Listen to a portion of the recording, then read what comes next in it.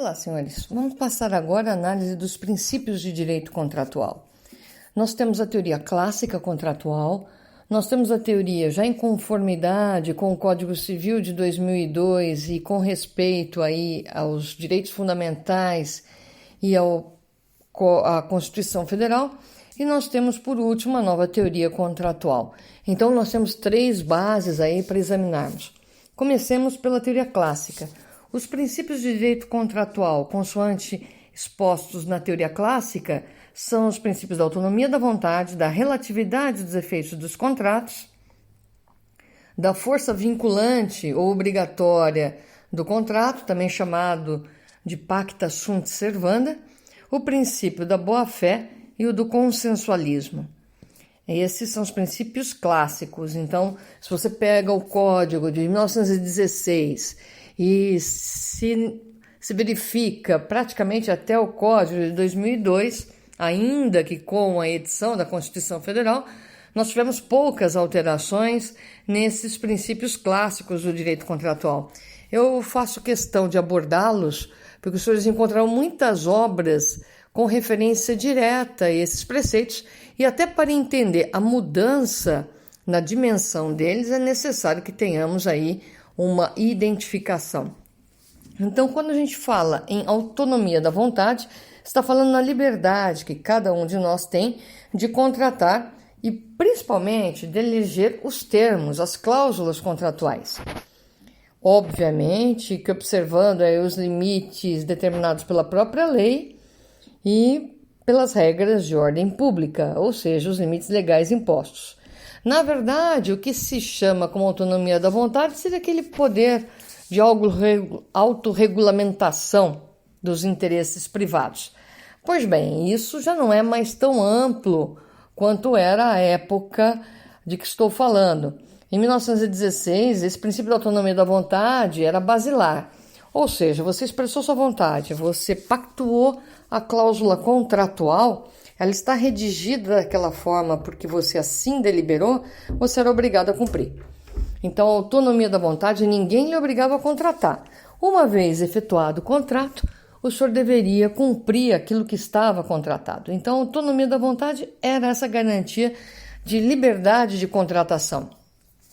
Não podemos nos esquecer também, no entanto, que essa liberdade de contratação ela era um pouco estranha, uma vez que você tinha uma série de determinações legais e de impossibilidades.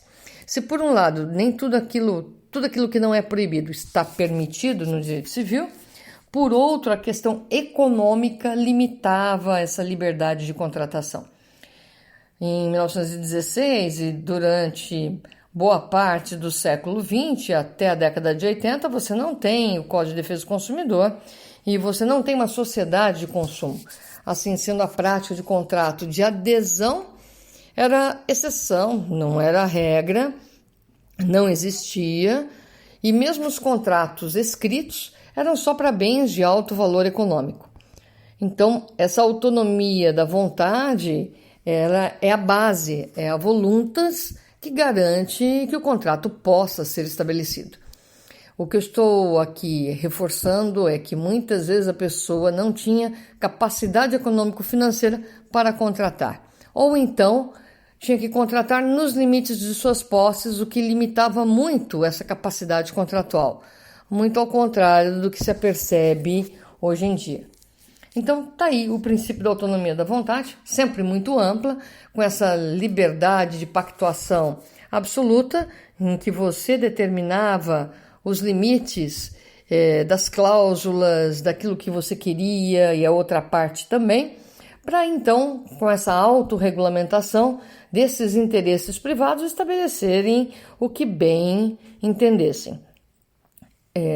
Apenas para ficar muito claro para vocês, e a título de exemplificação, na aquisição de uma propriedade, o seu sentido de propriedade era absoluto, você poderia demolir tudo aquilo que estava lá, passar o trator, não tinha, desde que tivesse isso daí previsto no contrato, a partir do momento que você entra, a propriedade é sua, e ela era tão absoluta, a ideia de propriedade, como era a da autonomia da vontade.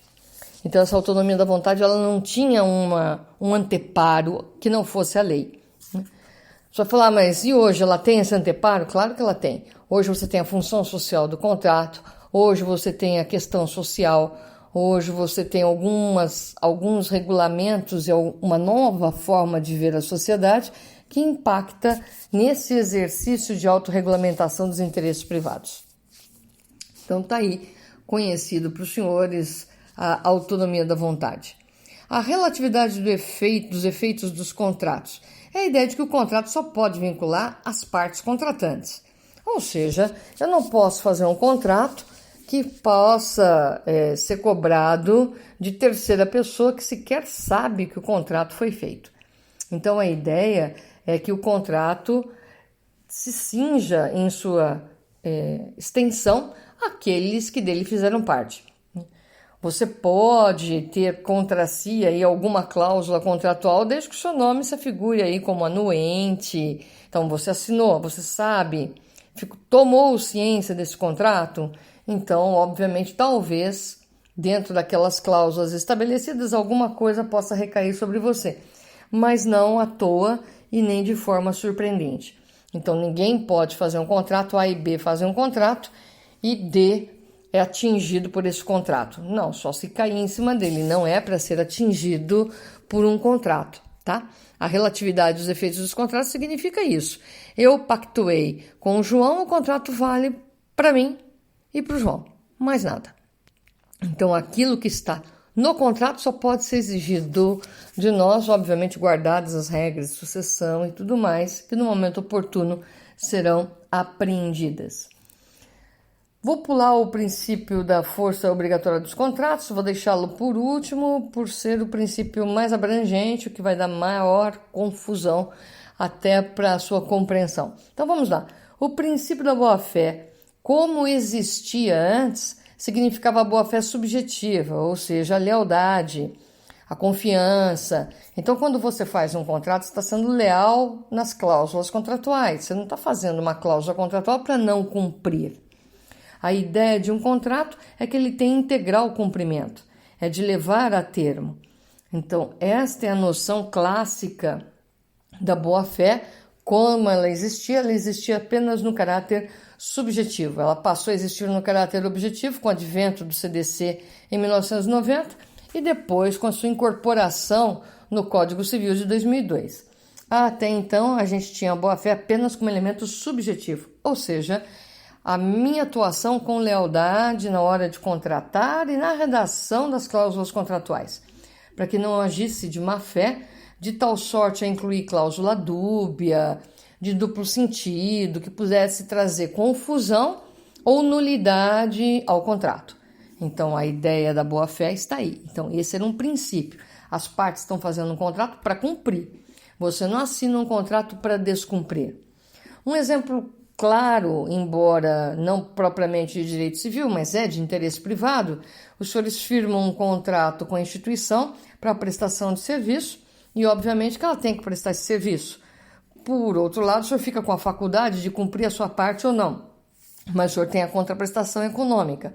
Então, está aí um contrato que foi feito, obviamente, a instituição oferecendo o serviço quer receber e o senhor pagando quer receber o serviço. Não pode existir aí a má-fé de qualquer das partes de já assinar um contrato para não pagar. Isso às vezes acontece? Isso às vezes acontece. A pessoa assina o contrato, já fica com o bem e não pretende pagar. Paga a primeira parcela e a segunda já não paga mais. Então, não havia a intenção, talvez nem as condições econômico-financeiras, mas certamente não havia intenção de levar a termo o contrato. Você apenas valeu-se do contrato para poder ter o bem consigo. Então, as pessoas vão lá, fazem a compra, parcelam, fazem o carnê, adquirem o bem, já levam o bem consigo, paga a primeira parcela e não volta mais, perde o carnê, some com o bem. Então, isso daí é má-fé, também tem nome e número no Código Penal, mas aqui dentro do direito civil, o senhor, na hora de contratar, violou o princípio da boa-fé. O senhor foi desleal. O senhor nunca teve a intenção de pagar. É diferente de você ter adquirido o produto, ter iniciado o pagamento, já está na sexta parcela de 20, vem a pandemia, o senhor perde emprego, começa a diminuir renda. Então aí nós temos uma contingência, um elemento externo que afetou o desenvolvimento ou desenrolar natural do contrato. Mas não que houvesse da sua parte deslealdade. Tanto é verdade que o senhor estava pagando. Então havia, dentro da continuidade da sua vida, o senhor estava ali programando o pagamento das prestações daquele bem de consumo. Ocorreu a pandemia, ocorreram uma série de situações de perda de emprego, de diminuição econômico-financeira, de fechamento de empresa ou de local de trabalho, ou de diminuição gravosa das condições econômicas, e o senhor não conseguiu mais honrar aquele contrato. Então, veja, a dificuldade de honrar o contrato causada por elemento externo é muito diferente da má-fé, né? O princípio da boa-fé é exatamente esse. Olha, eu comprei, estou dividindo em tantas parcelas porque vocês me permitem, fiz o carnê e estou pagando as parcelas. Então, você está honrando o princípio da boa-fé. Ok? E o consensualismo? O consensualismo é a ideia de que, na verdade, o contrato ele não precisa ser formal. Não há necessidade sequer de uma manifestação expressa de vontade. O acordo de vontades basta para gerar o contrato válido, desde que não haja a exigência legal de que seja solene o contrato. Quando nós temos uma exigência legal de contrato solene, como, por exemplo, compra e venda de bem imóvel, aí você tem que cumprir todos os requisitos, senão não há contrato de compra e venda de bem imóvel. Então, isso a gente já examinou. Aí você tem que preencher os requisitos. Consensualismo, alguém começa a trabalhar para você, você vai ter que pagar. Não há trabalho gratuito, a não ser que a pessoa tenha se inscrito dessa forma. De outra forma, o senhor tem que pagar, remunerar o trabalho que foi feito. Então, o consensualismo é no sentido de que basta um acordo de vontades. Eu aponto ali a coxinha, o cidadão me dá o valor, eu pago, ele tem que me entregar a coxinha. Ele não pode falar assim, não tenho nada a ver com isso. Não, é um contrato. Tem prova escrita. Não, gente, é consensual. Então eu falei, olha, eu quero esse daqui. Ah, tá bom, obrigado.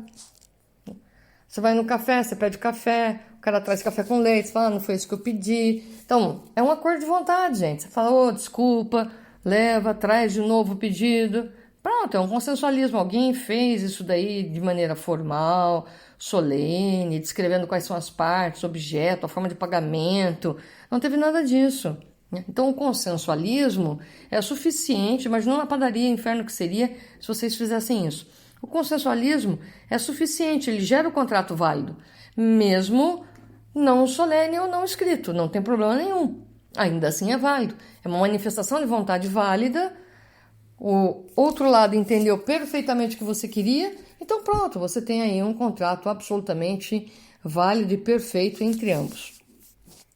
E por último, mas não menos importante, a força obrigatória dos contratos. A força obrigatória ou força vinculante do contrato é o princípio do pacta sunt servanda. Esse princípio é muito importante, porque na verdade a gente diz o seguinte, uma vez formalizado o contrato, ele faz lei entre as partes, é uma norma individual. Aquilo que eu pactuei com você, o que eu quero cumprir. Então aquilo lá se torna uma norma, uma lei, uma regra firmada entre nós, tá? Então essa lei individual, essa norma individual, digamos assim, é o contrato, é um exemplo de norma individual, né?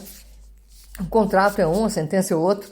Então você tem exemplos aí de normas individuais. Foi determinado que, para efeitos daquelas partes, vale isso. Por exemplo, no caso da sentença com trânsito em julgado. No caso do contrato, como eu fui procurar fulano, fizemos o contrato, estabelecemos as regras, assinamos, colocamos testemunha, fizemos tudo certinho. Aquilo lá é que deve valer entre nós para reger aquele assunto e aquela obrigação contratada. Pronto.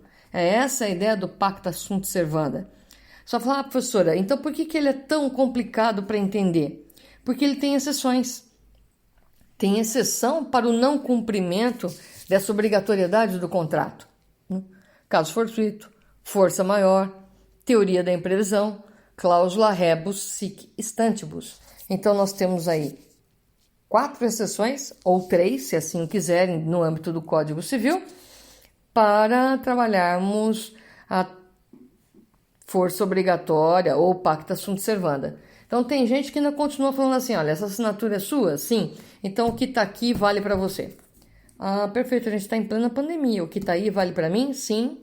Mas não cabe nenhuma exceção? Não, não cabe. Vai ter que cumprir nos moldes que foi contratado. Isso está dando bastante problema, senhores. Nós estamos com muito problema com relação ao pacta sunt servanda. Então, nós vamos ter que trabalhar isso e trabalhar cada uma das exceções. Para trabalhar cada uma das exceções, nós o faremos logo mais ao conversarmos sobre a questão. Ficamos por aqui, espero que fiquem bem, senhores, cuidem-se e abraços virtuais a todos.